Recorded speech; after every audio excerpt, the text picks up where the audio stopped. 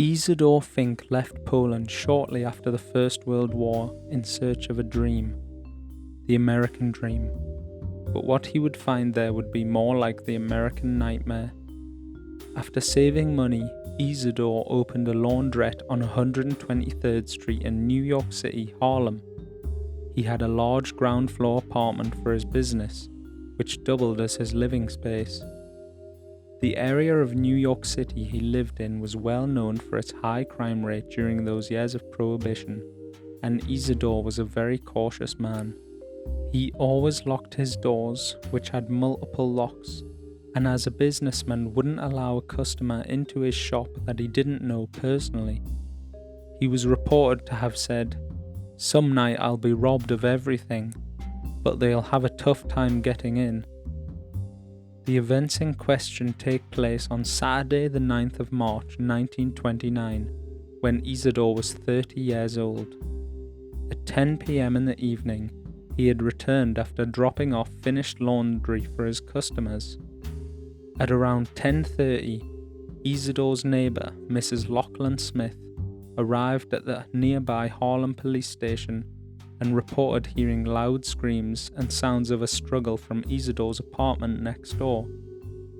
A few minutes later, Albert Kattenborn of the NYPD arrived at the apartment to investigate the incident, although after knocking and shouting and receiving no answer, he tried the door.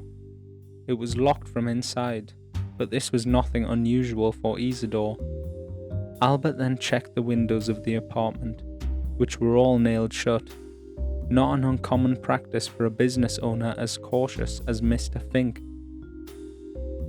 Lastly, he noticed a small window above the door, which he eventually decided to smash through to gain entry to the premises, though some accounts say that the window was not nailed down and only needed to be forced open by the officer. Upon trying to climb through the window, he realized that no adult could fit through the gap and requested the help of a small boy from the crowd that had gathered around the scene to squeeze through and unlock the door from the inside, as the key had been left in the lock.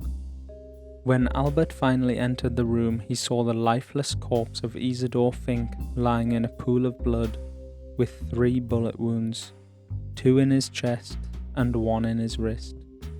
Although the wounds were in strange places, the police immediately concluded that it was suicide as an open and shut case. But the search of the apartment and surrounding area was unsuccessful. There were no bullet casings anywhere around, and a gun was nowhere to be found. Furthermore, Isidore's gas iron was still on and resting on the ironing board. It had not even had time to scorch the cloth it was rested on.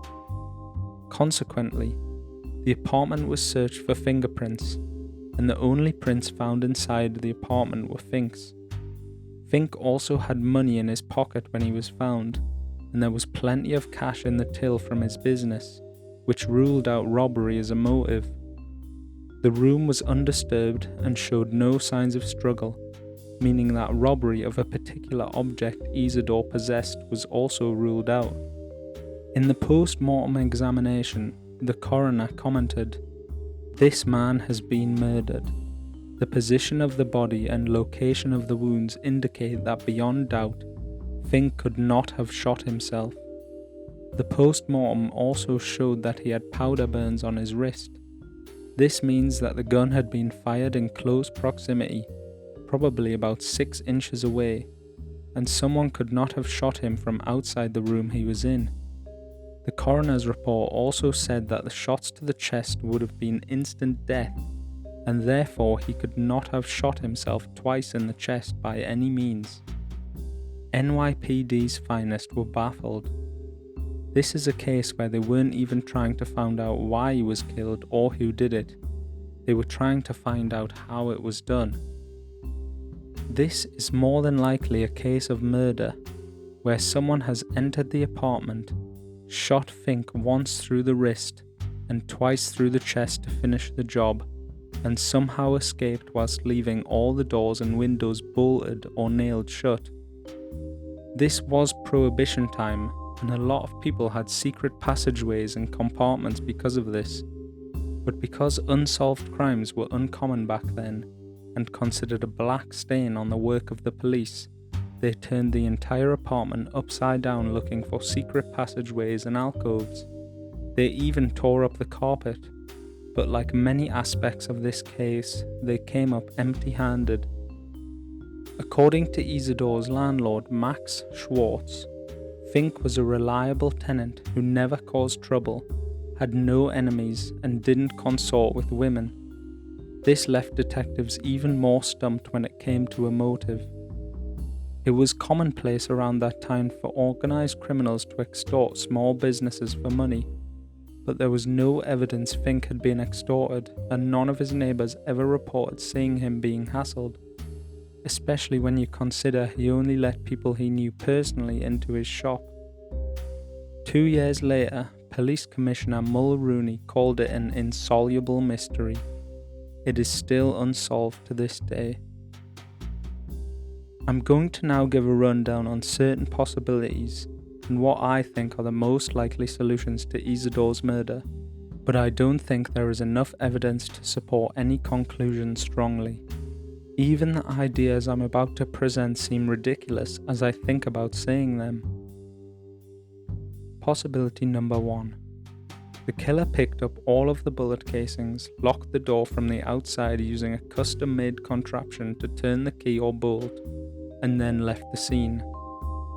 Possibility number 2. Fink shot himself automatically with a secret contraption that was never found. Possibility number 3. The killer was an extremely small or thin gymnast, or even a child. Possibility number 4. The killer was a ghost and could therefore travel through the locked door with no problems whatsoever. Possibility number 5.